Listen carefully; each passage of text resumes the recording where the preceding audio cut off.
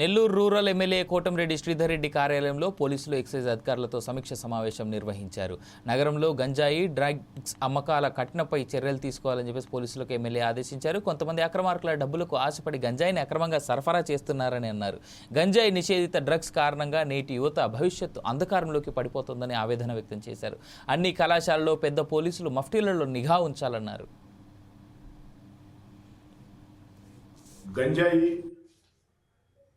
Drugs వీటికి వ్యతిరేకంగా కఠిన చర్యలు తీసుకోమని నెల్లూరు రూరల్ నియోజకవర్గంలో ఎక్కడైనా సరే గుండాయిజం, రౌడీయిజం పూర్తి స్థాయిలో అణిచివేయమని, ఎక్కడా కూడా సంఘ వ్యతిరేక శక్తులు, రౌడీలు, గుండాలు ఏదైతే స్థలాల మధ్యస్థల విషయంలో, సివిల్ డిస్ప్యూట్ విషయంలో జోక్యం చేసుకుంటే సహించవద్దని, వారి పట్ల కఠినంగా వ్యవహరించాలని చెప్పని పూర్తి స్థాయిలో నెల్లూరు రూరల్ నియోజకవర్గంలో గంజాయి, డ్రగ్స్, రౌడీజాన్ని అణిచివేయాలని చెప్పని ప్రత్యేకంగా పోలీసుల్ని కోరేదానికి ఈరోజు నెల్లూరు రూరల్ ఎమ్మెల్యే కార్యాలయంలో నగర, రూరల్ డిఎస్పీలు, అదేవిధంగా నెల్లూరు రూరల్ నియోజకవర్గ పరిధిలోకి వచ్చే సిఐలతో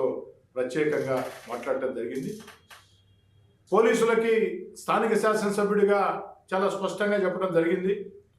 ప్రజల భాగస్వామ్యం ఉంటేనే ఈ యొక్క గంజాయి, డ్రగ్స్కి వ్యతిరేకంగా తీసుకునే చర్యలు విజయవంతం అవుతాయి. అందుకు స్థానిక శాసనసభ్యుడిగా నేను కానీ, అన్ని రాజకీయ పార్టీలు కానీ, స్వచ్ఛంద సేవా సంఘాలు కానీ, ప్రజా సంఘాలు